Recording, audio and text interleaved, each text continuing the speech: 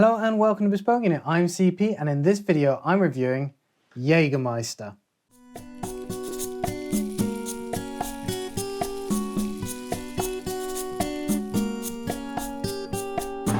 Released in 1935, Jägermeister means hunting master and it was destined to be a worker's drink. It was named after the Reichjägermeister, who was Hermann Göring at the time. Although this connotation doesn't seem to have survived past the end of the Second World War. In fact, thanks to the work of Sidney Frank, who ran an American liquor importing company, it became embraced by 1980s American student culture. Its entire marketing was targeted towards the student demographic rather than trying to mimic its old origins of being a working class drink. It was created in Wolfenbüttel in Germany, which is where it's still produced today, and it is technically a Käuterlikör, which is a herbal liquor and part of the Schnaps family. It is produced using an undisclosed alcoholic base. I don't know whether it's grain, beet, or indeed potato.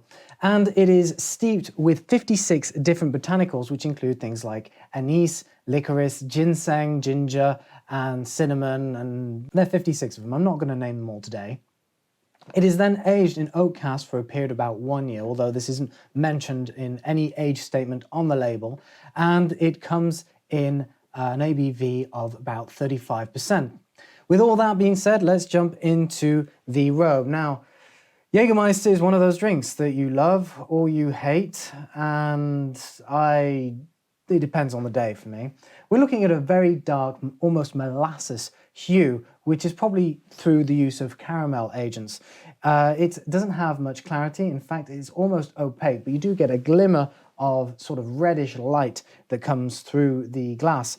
It's got a very thick, sugary residue. If you were to do a test like this, your hands basically stick together. So it goes to show the level of additives that have been included, which are probably sugars and caramel colorings. The legs are thin and fast and run down the sides of the glass. And in terms of depth, there is some depth here that you get in the Robe. As for its nose, it's distinctively mentholated. You're going to get notes of fennel, cloves, cinnamon, some anise. It's very rich on the botanicals, and the herbaceousness and the spices is hard to miss. The bouquet is quite rich. That being said, it's very strong, it's very full in intensity. There is some diversity of notes, even though they're all botanicals. They're quite varied. And the complexity, though, I wouldn't say it's particularly complex, but it's not exactly bland either. And now to try the palate. So, it is not a drink to have at room temperature. Indeed, it should be freezer chilled, according to Jägermeister, and I'd be inclined to agree. The alcohol bloom is quite strong. So if you do, for some reason, want to drink it neat, I would dilute it slightly or have it very chilled to reduce the strength of the alcohol. The primary flavor is sweet. It has an oily mouthfeel. It's not as heavy as you would expect on the palate. It opens with notes of ginger, cinnamon, and anise.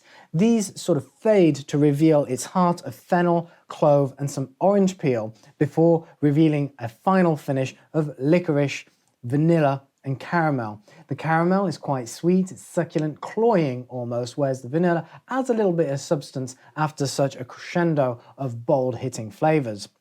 Again, complexity isn't really Jägermeister's strong suit, although there is a diversity of flavor.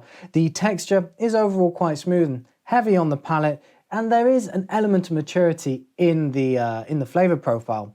There isn't much depth, although you do have an interesting journey of notes. It doesn't really have these complex accords that you would expect. And the harmony, as you can see, I'm struggling to talk right now. That is largely because it is high on the acidic side and is causing some salivation. The flavor, though, does linger for quite a while, and if this is a palate that is pleasant to you, you'll quite enjoy its long gourmand flavor. And the versatility, well, it is quite a limited drink. You're not going to be able to drink this in many different ways for many occasions. Indeed, this is probably something that would be best suited for casual evenings or maybe even some easy drinking if you'd enjoy having this neat and chilled. This leads me on to the experience. So in terms of the label and the green pressed glass bottle have barely changed since it was created. We have the Christian cross with the deer antlers and Jägermeister in that sort of quintessentially German font. The packaging is non-existent, and in terms of cork quality, you're looking at a metal screw cap.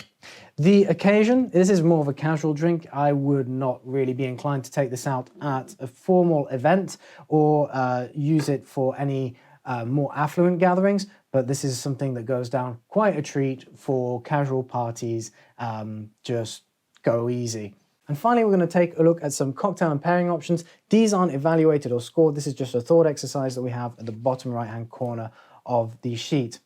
Well, first of all, in terms of cocktails, Jägermeister has not really been able to shake off this association that it has with student culture. Therefore, many of the cocktails tend to be very much intended to either get you inebriated or they tend to be quite rough around the edges. When it comes to more sophisticated cocktails, there aren't many, although there's some very creative mixologists who have created some concoctions. It tends to be best associated with, well, the Jager bomb, which is basically Red Bull and Jägermeister. And the Jägermeister is in a little shot, which is knocked into a tumbler of Red Bull or of similar energy drink. But you also have things like liquid heroin, the Four Horsemen of the Apocalypse, Surfer on Acid, and Starry Night, which are about as sophisticated as they sound. Otherwise, there are ways of enjoying Jägermeister around a meal. For example, you could have it chilled with some cured ham.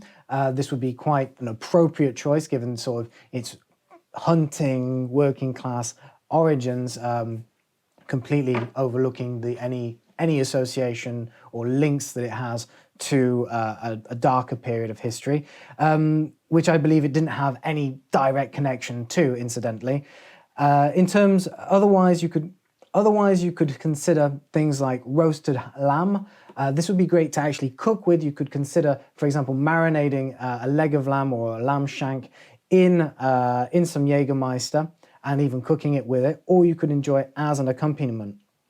And then we're quite fond of cigars here at Bespoke Unit, and if you want to enjoy this neat and you want a cigar pairing, consider sort of more spicy cigars that are going to have a rich and bold character. Given that Jägermeister is quite strong, its botanical notes can be potentially overwhelming.